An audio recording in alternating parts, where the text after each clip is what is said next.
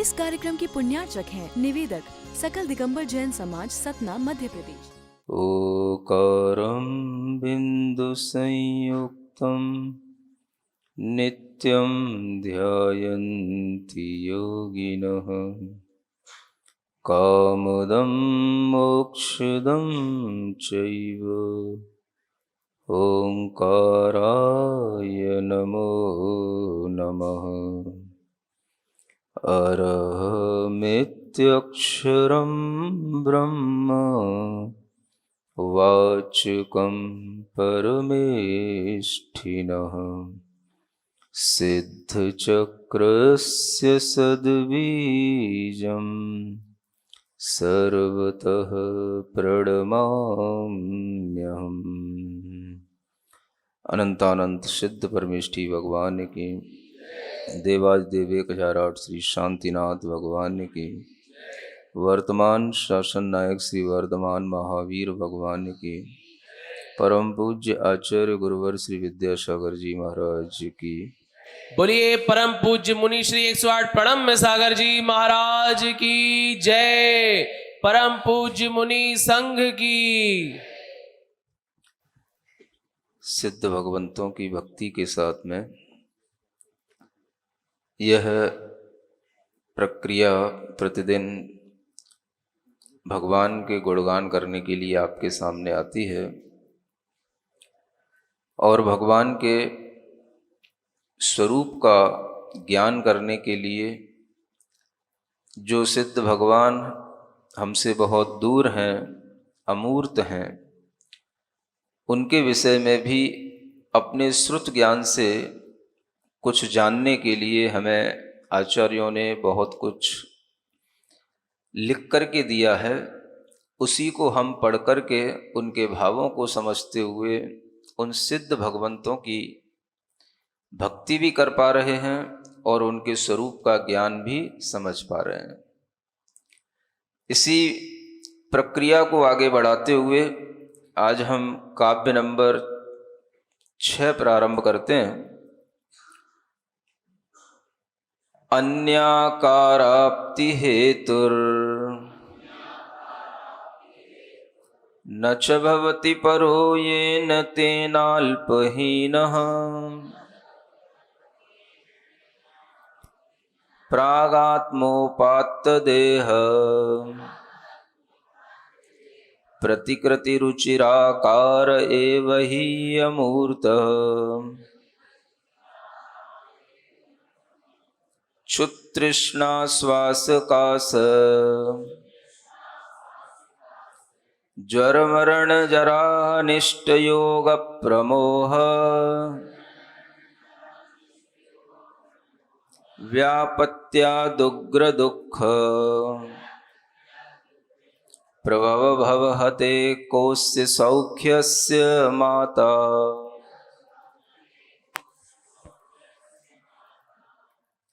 यह आचार्य पूज्यपाद विरचित सिद्ध भक्ति का 6वें नंबर का काव्य है। यहाँ आगे सिद्ध भगवंतों के बारे में उनके स्वरूप का वर्णन करते हुए कहा जा रहा है। अन्याकाराप्ति हेतुर न च भवति। जब हम भगवान सिद्धों के आकार का विचार करते हैं कि उनकी आकृति कैसी होती है, उनका आकार कैसा होता है और कैसा हो सकता है, तो यहाँ कहते हैं कि उनका आकार जैसा आप लोग अन्य अन्य प्रकार से सोचते हैं वैसा नहीं होता है। दुनिया में सिद्ध बनने के लिए भी, मोक्ष जाने के लिए भी, निर्वाण पाने के लिए भी अनेक अनेक मतावलंबियों की अनेक अनेक तरह की धारणाएं हैं। और निर्वाण मोक्ष भी सब लोग अक्सर मानते ही हैं। कोई भी धर्म हो, कोई भी संप्रदाय हो, अनेक मत मतांतरों में भी निर्वाण माना जाता है, मोक्ष की परिकल्पना की जाती है। जब उनसे मोक्ष के विषय में, उन आत्माओं के विषय में पूछते हैं तो उनकी अवधारणा भी अनेक अनेक तरह से सामने आती है। बहुत से लोग ऐसा भी मानते हैं कि आत्मा का मोक्ष तो होता है, किंतु मोक्ष होने के उपरांत उस आत्मा का जो भ्रमण होता है, गमन होता है, वो निरंतर होता ही रहता है। आत्मा आकाश में निरंतर विचरण करती ही रहती है। कुछ लोग ऐसा मानते हैं कि आत्मा का मोक्ष हो जाने के बाद में उसका आकार बहुत बड़ा हो जाता है, विशाल हो जाता है, आकाश के बराबर हो जाता है। कुछ लोग ऐसा भी मानते हैं कि आत्मा का मोक्ष हो जाने के बाद में आत्मा जैसे बट वृक्ष का बीज होता है, उस बीज की तरह छोटा हो जाता है। मोक्ष हो जाने के बाद भी आत्मा के विषय में अनेक अनेक तरह की कल्पनाएं अनेक अनेक मत मतांतरों में मिलती हैं। और कुछ लोगों का मत तो इतना भी है, जिसे हम बौद्ध मत कहते हैं, वो कहते हैं प्रदीप निर्वाणवत। जैसे दीपक का बुझ जाना होता है, ऐसे ही आत्मा उस समय पर अपने अस्तित्व से रहित हो गई, इसी का नाम उसका निर्वाण है। उस आत्मा का कुछ भी बचता नहीं, इसी को वह निर्वाण कह देते हैं। इस तरह से अनेक अनेक तरह की धारणाएं आत्मा के विषय में, आत्मा के आकार प्रकार के विषय में भी बनी रहती हैं। लेकिन यहाँ पर जो हमें बताया जा रहा है वह सर्वज्ञ भगवान के ज्ञान के अनुसार कहा जा रहा है। आचार्य कह रहे हैं कि आत्मा का मोक्ष में कोई अन्य आकार नहीं हो जाता। जैसा आकार उसके लिए पूर्व शरीर का रहता है, उसी तरह का आकार उसका उस मोक्ष स्थान पर भी होता है। अन्याकाराप्त हेतुर, अन्य आकार की प्राप्ति में कोई हेतु नहीं है। न च भवति, यानी अगर हम कोई कारण कार्य की व्यवस्था से देखें, किस कारण से आत्मा का आकार पूरे लोक में फैल जाएगा? भाई क्या कारण है? किस कारण से आत्मा छोटा सा रह जाएगा? किस कारण से आत्मा दुनिया में गति करता रहेगा? किस कारण से आत्मा का अस्तित्व ही नहीं रहेगा या बिल्कुल वह शांत हो गया, दीपक के निर्वाण की तरह ऐसा हो जाएगा? इन विषयों में जब किसी से कोई लॉजिक पूछा जाता है, कोई कारण पूछा जाता है, तो उनके बताए हुए कारण कभी भी विवेकवान लोगों को संतुष्ट नहीं कर पाते हैं। इसलिए आचार्य यहां कह रहे हैं कि अन्य आकार की कल्पना आप कर सकते हो, लेकिन उसके विषय में कोई हेतु नहीं है, कोई कारण नहीं है, कोई लॉजिक नहीं है। क्या है फिर? तो आचार्य कहते हैं न च भवति परो येन तेनाल्पहीन, वह थोड़ा सा अल्पहीन हो जाता है। किससे हीन हो जाता है? प्राग ओपाक्त आत्मदेह, पहले जो उसने देह प्राप्त कर रखी है, उस देह का जो आकार होगा, उस देह के आकार से कुछ आकार उसका कम हो जाएगा। पहले का मतलब जब वह मोक्ष को गमन करता है तो मोक्ष जाने से जस्ट पहले, मोक्ष जाने के पहले जो मनुष्य की उसकी आकृति है, मनुष्य की उसकी पर्याय है, उस मनुष्य पर्याय के आकार की तरह ही उसका आकार होगा, लेकिन थोड़ा सा हीन होगा, थोड़ा सा कम हो जाएगा आकार। ये सिद्ध आत्माओं का, शुद्ध आत्माओं का आकार निर्वाण होने के उपरांत भी इस तरह से बना रहता है। अब आप पूछेंगे हीन कैसे हो जाएगा, कुछ कम कैसे हो जाएगा? जब आप देखेंगे कि हम लोगों का जो शरीर है, आत्मा जिस शरीर में रह रही है उसमें बहुत सारी पोल है, खोल है, सब है उसमें, समझ रहे हो? खोल भी है, पोल भी है, और जो खोल होती है वहां पोल तो होती है। अब आपके सबके शरीर में आत्मा तो सूक्ष्म है और उसका आकार तो हमें दिखाई देता नहीं है। जब भी आकार दिखाई देता है तो हमें अपने शरीरों का आकार दिखाई देता है, और शरीरों का जो आकार है वो बहुत कुछ पोल के साथ में रहता है।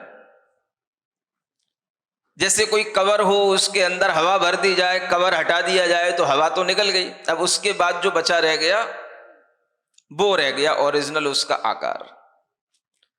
शरीर है, आप देखते हो शरीर के अंदर शरीर की मोटाई है। अब इस मोटाई की आत्मा को क्या जरूरत है? ये मोटा कौन हो गया? शरीर हो गया। आत्मा मोटी हो गई क्या? आत्मा के प्रदेश तो उस शरीर में फैले हुए हैं, और उस शरीर में फैले हुए किसी का पेट बहुत सारा निकल आया, ये भी एक पोल है। नहीं समझ में आ रहा है?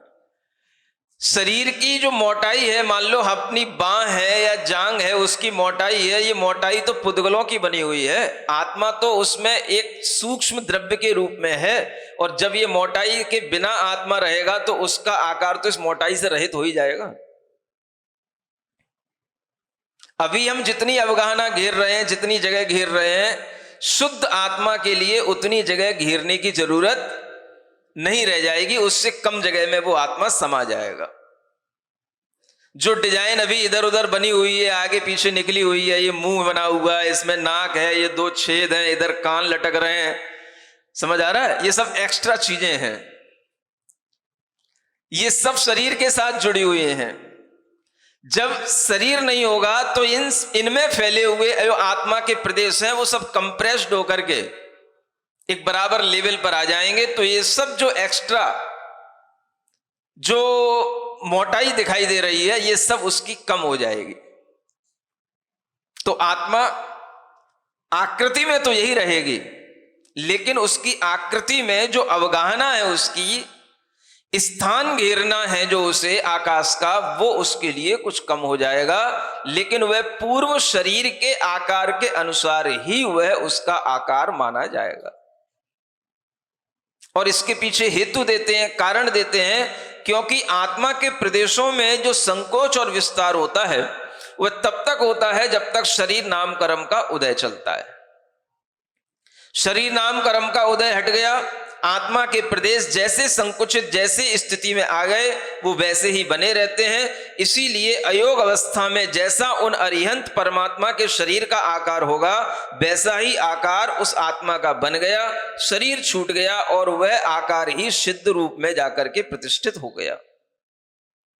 क्योंकि सिद्ध कहां से बन के गया? तो सिद्ध यहीं से बन के गया, वहां जाकर के सिद्ध नहीं बना। आकार कहां बना? तो आकार भी यहीं बना। वहां जाकर के कोई शेप नहीं बनेगी, वहां कुछ चेंज नहीं होगा, वहां तो वही होगा जो यहां से लेकर के गया। और यहां से लेकर के जाने में जो उसको टाइम लगा वो कल आपको बताया था, एक समय मात्र में वो वहां पहुंच गया। आकृति उस आत्मा की कहां से बनी? तो यहां जितनी साइज के वो अरहंत होंगे उस साइज की वो आकृति बनेगी। 500 धनुष की अवगाहना वाले होंगे, उससे भी बढ़कर के 525 धनुष की मैक्सिमम जो है वो हाइट होती है, अवगाहना हो सकती है, जैसे बाहुबली भगवान की थी। ये अधिक से अधिक अवगाहना वाले जीव होंगे, और कम से कम भी होंगे तो वो कम से कम वो 3.5 हाथ के वो कम से कम अवगाहना वाले होंगे। इस तरह की अवगाहना के साथ में भी वह भगवान की आकृति बनी रहती है, और वह आकृति जैसी बन गई वैसी की वैसी हमेशा अनंत काल के लिए बनी रहेगी। उस आकृति में कोई भी परिवर्तन नहीं होता है। और यह परिवर्तन नहीं होने के पीछे कारण क्या है कि अब उनके लिए किसी कर्म का उदय नहीं होने से कोई संकोच विस्तार उनके स्वभाव में अब नहीं होगा। ये लॉजिक है। पहले जो आत्मा छोटा बड़ा बनता था, छोटे बड़े शरीर को धारण करता था, उसके पीछे कारण क्या था? तो शरीर नाम कर्म का उदय। वह नाम कर्म उसे जिस तरह की रचना करा देता था वो वैसे ही छोटा या बड़ा बन जाता था। योग उसमें एक बहुत बड़ी भूमिका निभाते हैं, और उन योगों का भी अभाव होने पर, 9 कर्मों का भी अभाव होने पर, और शरीर नाम कर्म का भी अभाव होने पर वह आत्मा इन सब से रहित होकर के जिस तरह से चरम शरीर का आकार है बस वैसा ही वो बना रहेगा। इसको बोलते हैं चरम शरीर के आकार के बराबर। चरम माने लास्ट, अंतिम जन्म का अंतिम शरीर जिस आकृति में होगा वही आकृति उन सिद्ध भगवान की बन जाती है। अब कोई भगवान खड़े हुए मोक्ष जाते हैं, कोई भगवान अंत समय में बैठे हुए मोक्ष जाते हैं। तो जब बैठे होंगे तो उनकी आत्मा के शरीर की आकृति इस तरह की होगी, जब खड़े होंगे तो उनके शरीर की आकृति वह कायस्चर के उस पोस्चर में होगी। जब वो सिद्ध बन जाएंगे तो सिद्ध बनने के बावजूद भी उनकी आत्मा की आकृति फिर कैसी रहेगी? अगर खड़े होकर के मोक्ष गए हैं तो खड़े होकर के ही वो मोक्ष में हमेशा दिखाई देंगे, और बैठ करके मोक्ष गए हैं तो बैठे बैठे ही वो वहां पर हमेशा दिखाई देंगे। शरीर अंत में जिस तरह की अवस्था में होगा, जिस तरह के पोस्चर में होगा, उसी तरह की आकृति सिद्ध भगवान की बन जाती है। बस एरिया थोड़ा सा न्यून हो जाता है, कम हो जाता है। समझ पा रहे हैं? जब भगवान की आकृति बनती है तो आप समझ सकते हो कितने ही तीर्थंकर ऐसे भी हैं जो खड़े होकर के मोक्ष गए हैं, और कितने ही तीर्थंकर ऐसे भी हैं जो बैठ करके मोक्ष गए हैं। जानते हो भगवान के बारे में? है? बताओ भगवान कौन कौन से बैठ करके मोक्ष गए हैं? पता है आप लोगों को? रोजाना भगवान की पूजा करते हो, सिद्ध भगवान की आराधना करते हो। हम कोई कोई तीर्थंकरों को देखें तो बैठा हुआ भी सिद्ध शिला पर बैठे होंगे, वो सिद्ध लोक में हुए बैठी पोस्चर में होंगे। कौन कौन से भगवान है वो? सबसे पहले तीर्थंकर, हाँ, और हाँ, सबसे पहले तीर्थंकर आदिनाथ भगवान वे बैठे बैठे ही मोक्ष गए हैं। समझ में आ रहा है? समोसरण विघटित हो जाता है, उसके बाद में भी उनकी दोनों अवस्थाएं हो सकती हैं। कोई बैठे हुए भी हो सकते हैं, कोई खड़े हुए भी हो सकते हैं, और अंतिम क्षणों में आदिनाथ भगवान बैठे हुए ही मोक्ष गए, और अंतिम तीर्थंकर वर्धमान भगवान खड़े खड़े मोक्ष गए। केवल 3 तीर्थंकर ऐसे हुए जो बैठे बैठे मोक्ष गए हैं। बाकी के सब तीर्थंकर खड़े खड़े कायुस्वर्ग अवस्था में ही मोक्ष को प्राप्त हुए हैं। पहले तीर्थंकर आदिनाथ भगवान, 12वें तीर्थंकर वासुपूज्य भगवान, वो भी बैठे बैठे मोक्ष गए हैं, है ना। और 22वें तीर्थंकर नेमिनाथ भगवान, ये 3 तीर्थंकर बैठे बैठे मोक्ष गए हैं, और बाकी के सब तीर्थंकर खड़े हुए मोक्ष गए हैं। अन्य जीवों के मोक्ष जाने के लिए कोई भी तरीके का वह इन्हीं 2 में से कोई ना कोई उनकी आकृति होगी, क्योंकि मोक्ष जाने से पहले की आकृति 2 ही बताई जाती है, तीसरी नहीं है। वह किसी ना किसी तरह का, मान लो उपसर्ग भी हो जाए, किसी ना किसी तरह से किसी को कुछ भी कर दिया जाए, लेकिन केवल ज्ञान होने के बाद में वो आकृति या तो बैठी रहेगी या खड़ी रहेगी, 2 ही आकृति होंगी, और वह उसको मोक्ष हो जाएगा। समझ आ रहा है?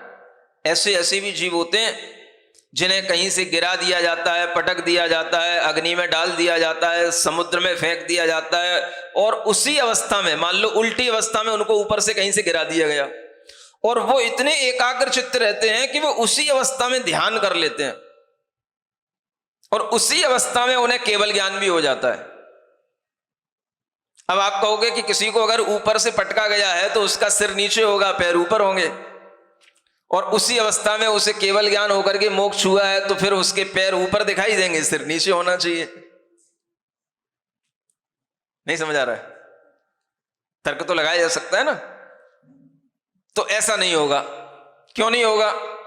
क्योंकि केवल ज्ञान जब होगा तो केवल ज्ञान जैसे ही होगा वो सीधा हो जाएगा शरीर। चाहे वो शरीर अन्य तरीके से जो उसको नुकसान हो गया, मान लो किसी ने उनके शरीर को जला दिया है, वो उसकी पूर्ति भले ही ना हो पाए, लेकिन शरीर सीधा हो जाएगा, और उसी क्षण में वह जब शरीर सीधा हुआ तो वही उनके लिए या तो खड़े होने का पोस्चर बनेगा या बैठे का पोस्चर बनेगा, और फिर उसके बाद में ही उनके लिए मोक्ष होना होगा, क्योंकि उसके बीच में भी थोड़ा समय लगता है। केवल ज्ञान प्राप्त होने के मोक्ष के बीच में भी अंतर मुहूर्त का तो कम से कम समय लगता ही है। और जो जीव ऐसे एक अंतर मुहूर्त में तुरंत केवल ज्ञान होने के बाद में मोक्ष चले जाते हैं, उन्हें कहते हैं अंतकृत केवली। क्या बोलते हैं? अंतकृत केवली, अंतःकृत केवली भी कहा जाता है। एक अंतर मुहूर्त में वह मोक्ष को प्राप्त हो गए। इसलिए जब भी कभी आपसे ध्यान करने को कहा जाता है तो आपसे कहा जाता है ध्यान करने के लिए दो ही तरह की अवस्थाएं हैं, या तो बैठ करके या खड़े होकर के। और जब बैठ करके करना है तो आपको किसी भी तरह का अर्ध पद्मासन हो सकता है, पूरा पद्मासन हो सकता है, सुखासन हो सकता है, ये कोई भी अवस्था हो सकती है। बैठ करके आपको ध्यान करने का एक आसन है, और खड़े होकर के ध्यान करने का, अपने दोनों हाथों को लंबा लटका करके, ये कायोत्सर्ग आसन है। अपने ध्यान करने के लिए दो ही तरह के तीर्थंकरों की ये अवस्थाएं अपने को प्राप्त होती हैं, और अरहम ध्यान योग में इन्हीं दो तरह के पोस्चर का उपयोग किया जाता है। इसलिए अरहम ध्यान योग पूरा जो जैन ट्रेडिशन है उसी के अनुसार पूरा इसकी फिलॉसफी बनी है, और उसी के अनुसार ये पूरा धर्म ध्यान चलता है। तो आपको दो स्थितियों में बैठना आना चाहिए, तब आप ध्यान कर पाओगे। जो आधे पैर जमीन पर लटकाए हैं, आधी कमर किसी कुर्सी पर टिकाए हैं, उनके लिए ये सब चीजें कठिन हो जाती हैं। योग तो कर सकते हैं वो बैठे बैठे, ध्यान भी करने की कोशिश करेंगे, लेकिन उस ध्यान से उनके लिए वो उपलब्धियां नहीं होंगी जो आपको पद्मासन बैठने से और कायोत्सर्ग बैठने से होंगी, या कायोत्सर्ग में खड़े होने से होंगी। क्योंकि अन्य किसी स्थिति में कायोत्सर्ग नहीं बनता। मान लो आप चेयर पर बैठे हैं और आपके पैर लटके हुए हैं, आप उस पर बैठे भी हैं, तो आप उस स्थिति में कायोत्सर्ग करने का प्रयास तो करेंगे, लेकिन वो हो नहीं पाएगा। क्योंकि आपके लटके हुए जो आधे पैर हैं, वो आधे पैरों का सेंसेशन अलग होगा, और जो बैठी हुई स्थिति है उसका जो बॉडी का पोस्चर होगा उतने में आपको सेंसेशन अलग होगा। आपकी स्थिति हिलती डुलती रहेगी, आप जो है स्थिर नहीं हो पाएंगे उस स्थिति में। स्थिरता आती है उन आसनों से जिनको हम सिद्ध कर लेते हैं, और वह सिद्ध आसन भी वही होते हैं जिनमें हम बहुत देर तक रुक सकते हैं। तो बहुत देर तक रुकने का, बैठने का कार्य जो होता है वो या तो बैठा रहना संभव है या खड़े रहना संभव है। बहुत देर तक आप कहोगे हम लेटे रहना भी संभव है हमारे लिए, लेकिन लेटे रहते हुए भी आपके लिए वह आसन नहीं रहेगा, और लेटे रहते हुए भी आपके लिए वह ऐसी स्थिति नहीं रहेगी कि आप एकदम से लेटे हैं तो बहुत देर तक लेटे ही रहें। आपके लिए उस समय पर भी कठिनाई होगी। शरीर का जैसे जैसे आपसे संबंध छूटेगा, आपके लिए निद्रा आने लग जाएगी। लेटने वाले आसन में निद्रा आ सकती है, लेकिन बैठने और खड़े होने वाले आसन में आप निद्रा को जीत सकते हो। इसलिए निद्रा जीते बिना ध्यान नहीं होता, और निद्रा को जीतने के लिए यही दो आसन बचते हैं। भले ही वैदिक दर्शन में हिंदुओं के यहां पर 80-84 प्रकार के आसन बताए जाते हैं, लेकिन ध्यान जिन आसनों में लगता है वो दो ही आसन है, या तो पद्मासन या खड्गासन। और इन्हीं दो आसनों के माध्यम से केवल ज्ञान की प्राप्ति होती है। और केवल ज्ञान होने के बाद में कोई भी आत्मा किसी भी तरह के आसन में हो, वह इसी आसन में आ जाएगा, इसी स्थिति में आ जाएगा, और उसका मोक्ष में भी अगर रूप रहेगा, उसकी प्रारूप रहेगा, उसकी कोई प्रतिकृति रहेगी। एक शब्द आया इसमें, प्रतिकृति। प्रागात्मोपात्त देह प्रतिकृति लिखा है ना। रुचिराकार, उनका आकार कैसा होता है? पहले प्राप्त हुए शरीर के आकार के अनुसार ही उसकी प्रतिकृति रहती है। प्रतिकृति तो समझते हो ना, उसी की फोटो है वो। कृति होगी तो प्रतिकृति होगी, बिंब होगा तो प्रतिबिंब होगा। इसी तरह से उनका वह प्रतिकृति, माने जो कृति पहले उनके शरीर की बनी हुई है, उसी प्रतिकृति वही दिखाई देगी, हूबहू उसी आकार में वो होंगे। तो वह जो प्रतिकृति होगी वह मात्र दो ही आकारों में उपलब्ध होती है, या तो खड्गासन या पद्मासन। श्वेतांबर परंपरा में कहा जाता है कि भगवान महावीर स्वामी को केवल ज्ञान एक दूसरे आसन में हुआ, जब वो गोदूह आसन कहलाता है उसको। गाय धोते ना ऐसे मतलब थोड़े से घुटने के बल बैठ करके, है ना, गाय धोते हैं, तो ऐसे आसन में भगवान बैठे थे, ऐसा वो बताते हैं, उनके शास्त्रों में ऐसा लिखा है। जो भी है, जानना तो सब चीजें चाहिए। अब वो गोदूह आसन में केवल ज्ञान उनको हो गया, चलो मान भी लिया हो गया, लेकिन गोदूह आसन में केवल ज्ञान होने के बाद में वो हमेशा उसी आसन में नहीं बैठे रहेंगे। मोक्ष जब भी होगा तो उन्हें पद्मासन में या कायोत्सर्ग आसन में ही होगा। ये मोक्ष की व्यवस्था है। आचार्य केवल ज्ञान के लिए भी कहते हैं, अगर आप जागृत हैं, आपके ऊपर कोई उपसर्ग नहीं हो रहा है, तो आपके लिए नियम से ये दो ही आसन होने चाहिए, और होते हैं जिनमें हम बहुत देर तक रुक करके जागृति पूर्वक ध्यान कर सकते हैं। वो दो आसन पद्मासन और खड्गासन ही है। इसलिए आसन सिद्धि होना जरूरी है। जो ध्यान की सिद्धि करना चाहते हैं उन्हें आसन सिद्धि पहले करनी होती है। ये आसन सिद्धि के बिना ध्यान सिद्धि नहीं होती। आचार्य महाराज के लिए आपको बताएं, उन्हें बहुत अच्छे से आसन सिद्धि है।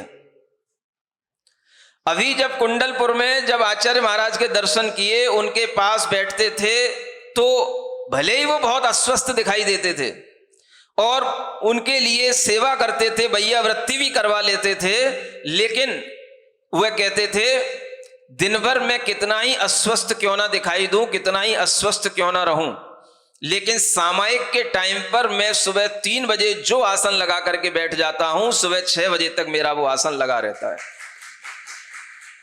इतनी आसन सिद्धि है उन्हें। आसन सिद्धि से ही ध्यान सिद्धि होती है। और वह खुद कहते हैं आचार्य गुरुदेव कि आसन अगर सिद्ध है आपको, तो उस आसन में फिर आप लंबे समय तक बैठे रहोगे, आपको किसी भी तरह की पीड़ा नहीं होगी और आपका मन ध्यान में लग जाएगा। तो आचार्य गुरुदेव कितना भी अस्वस्थ क्यों ना हो, वो सामायिक करते हैं, और अगर उनने आसन लगा लिया तो उनके उस आसन से 1 घंटे 2 घंटे की सामायिक वो आराम से कितनी भी अस्वस्थ अवस्था में कर जाते हैं। ये उनकी विशेषता है। समझ पा रहे हो? किससे? कौन से आसन? जो रामदेव बाबा आसन लगवाते हैं वो आसन अलग है, और जो अपने आचार्य गुरुदेव लगवाते हैं आसन, वो आसन अलग है। समझ आ रहा है? रामदेव भी यही कहते हैं, आसन अगर आपको समझना है तो आसन का मतलब ही होता है स्थिरता लाना, शरीर में स्थिरता लाना। आपने बहुत जल्दी जल्दी 10 तरह के आसन लगा लिए, वो आसन आपके लिए थोड़ी फ्लेक्सिबिलिटी में बॉडी में काम आ सकते हैं, लेकिन उससे ध्यान में कोई आपको मतलब आनंद नहीं आएगा, या ध्यान के लिए वो सहायक नहीं होंगे। वो जैसे मान लो वो सूर्य नमस्कार आसन लगता है, जल्दी जल्दी उन्होंने सब तरह के स्टेप कर लिए, जो 12-13 स्टेप होते हैं वो सब उन्होंने कर लिए, तो आप कर तो लोगे, लेकिन आसन वही कहलाता है जिसमें आप कुछ देर तक स्थिर रहे। अगर आपका शरीर स्थिर होगा तो मन स्थिर होगा। आप देख लो, आप कहते हो मेरा मन स्थिर नहीं रहता, बैठते ही हमारा मन कहीं भी घूम जाता है, इसका मतलब है कि आपका शरीर भी स्थिर नहीं है। जो व्यक्ति शरीर स्थिर करना जानेगा वो व्यक्ति श्वास को स्थिर करना जानेगा, और जो श्वास को स्थिर करते हुए जान लेगा, उसको स्थिर कर लेगा, उसका मन तीसरी जगह कहीं जा ही नहीं सकता है। जिसने अपनी श्वास को, श्वासोच्छ्वास को कंट्रोल कर लिया, उसने अपने मन को भी कंट्रोल कर लिया, क्योंकि हमारी श्वासोच्छ्वास भी एक प्राण है, और वो प्राण हमारे मन के अनुसार चलता है। मन और श्वासोच्छ्वास एक दूसरे के साथ चलते हैं। मन को स्थिर करने का इसलिए एक तरीका यही होता है कि आप जब कायोत्सर्ग करें तो अपने श्वासोच्छ्वास पर ध्यान देते हुए कायोत्सर्ग किया जाता है।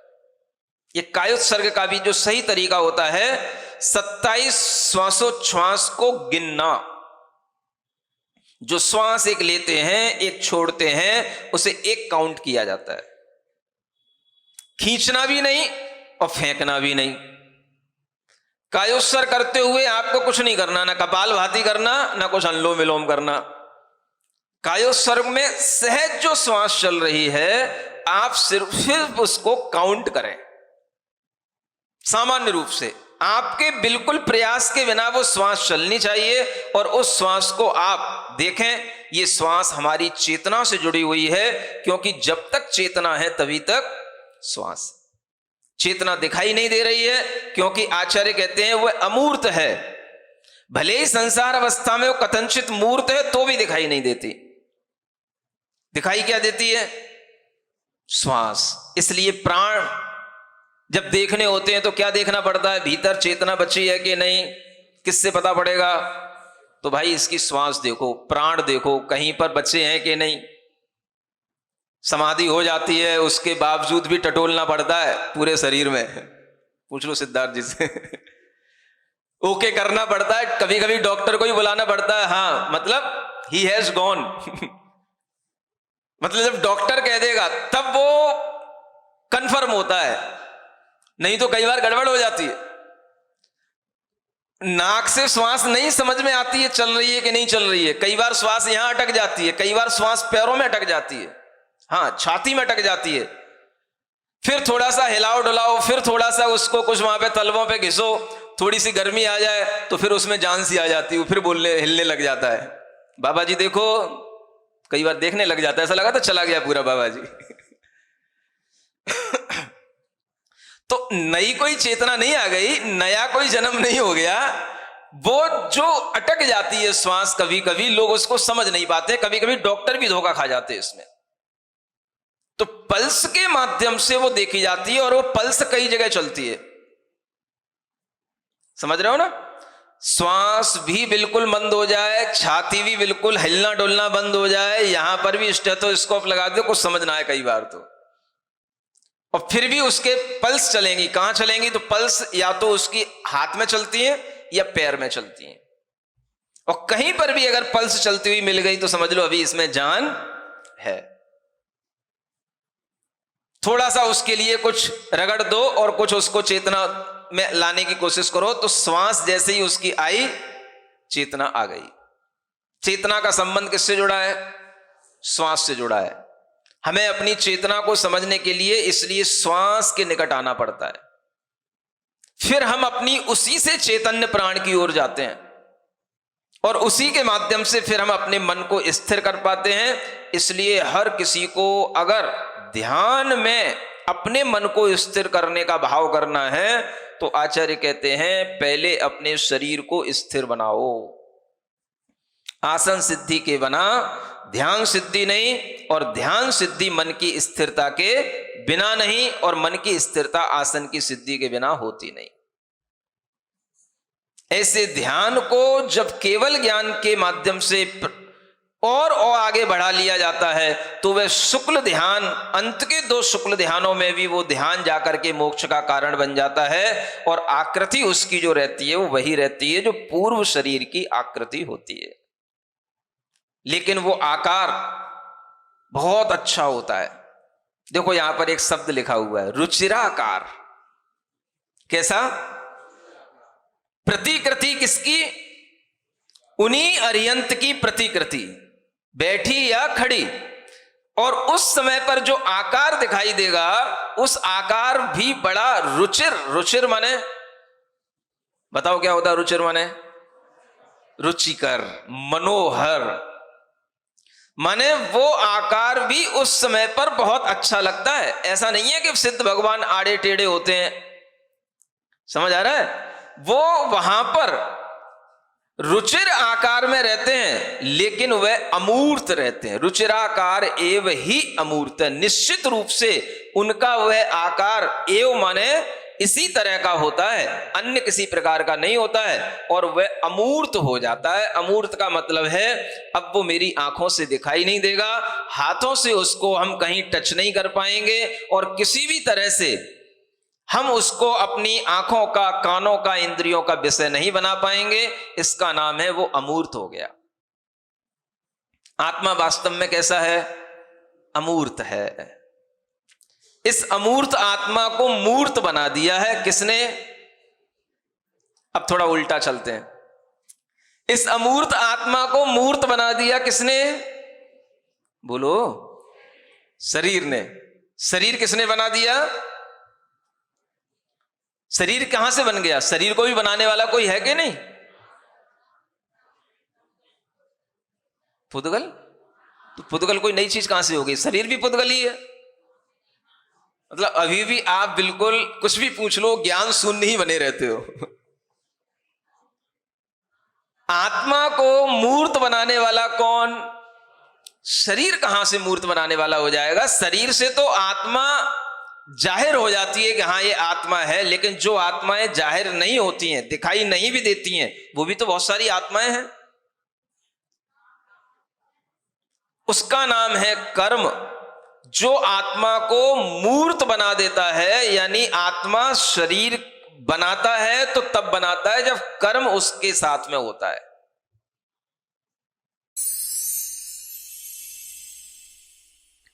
सिरिजिण वाणी जग कल्याणी जग जन मदतम मोहरी जणमण हारी गढ़हर हारी जम जरा भव रोग हरि तिथ्य राणम दिव्य झुणिम जो पड़ई सुणई मय्ये धारई राणम सौख मणंतम धर्य सासद मोक्ष पदम पावई सासद मोक्ष पदम पावई।